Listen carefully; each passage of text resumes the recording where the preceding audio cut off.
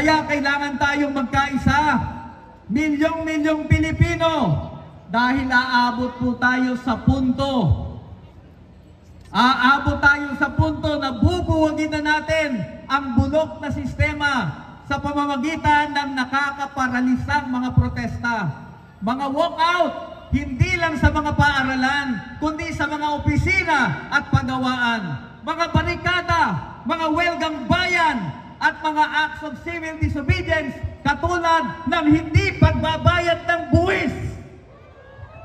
Gusto nyo ba yun? Hindi na tayo magbabayad ng buwis? At syempre, isang higanteng rally na wala nang uwian hanggat hindi bumababa sa pwesto ang mga kurakot. When we say paralyzing actions, we don't mean violent actions.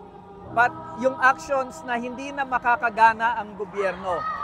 Kumbaga, we have to hold the government hostage sa gusto ng mamamayan.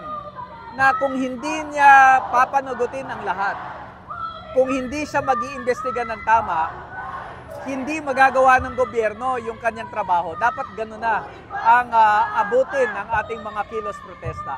Otherwise, we will be back to the same pattern.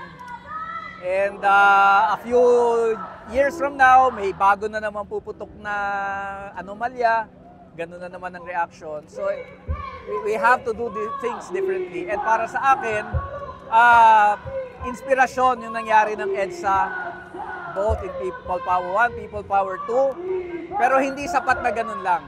It has to be more. There has to be a change in the system, and if possible, a change in the government.